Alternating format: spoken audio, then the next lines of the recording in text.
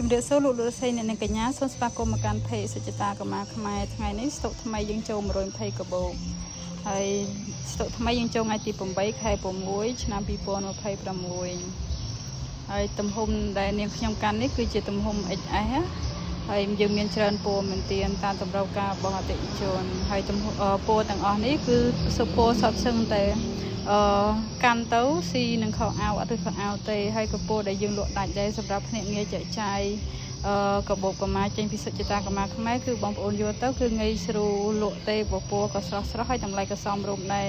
កាបូបកម្មានេះទំហំ XS នេះតម្លៃមួយត្រឹមតែ$5ទេសម្រាប់តម្លៃលក់អរីទូទៅហើយតម្លៃបោះដុំគឺអាស្រ័យទៅលើបងប្អូនយកចំនួនតិចឬក៏ច្រើនតម្លៃក្រោម$5នេះទេបងប្អូនហើយស្តុកថ្មីនេះយើងលក់អត់ដល់5ថ្ងៃទេយ៉ាងយូរបំផុត5ថ្ងៃគឺយើងលក់ដាច់មែនទែនដោយសារតែបងប្អូនជឿទុកចិត្តទៅលើគុណភាពនៃកាបូបកម្មាពីសុចិតាកម្មាខ្មែរហើយគុណភាពដូចឃើញជាក់ស្ដែងស្រាប់បងប្អូនគឺយើងដេរយកចិត្តទុកដាក់មែនទែនទាំងគ្រប់ជំហានទាំងអស់គឺយើងដេរផ្ចិតផ្ចង់មែនទែនសម្បីតែដៃគឺយើងប្រើដៃមូលងាយស្រួលយូរងាយស្រួលកាន់ហើយធ្នេរមុំល្អហើយយើងដេរខ្វែងច្រើនជាន់ណាគឺដៃហ្នឹងគឺយើងផ្ចិតផ្ចង់មែនទែនប្រភេទដៃហ្នឹងដើម្បីបងប្អូនកាន់យូរទៅទម្ងន់ធ្ងន់យ៉ាងណាក៏អាចទ្រទម្ងន់នឹងបានដែរអត់ប៉ះពាល់ទៅខាខូចទាំងត្រីនៃកាបូបទេរីឯបាតវិញគឺយើងប្រើបាតជ្រុងបែបនេះដើម្បីបងប្អូនដាក់ទៅ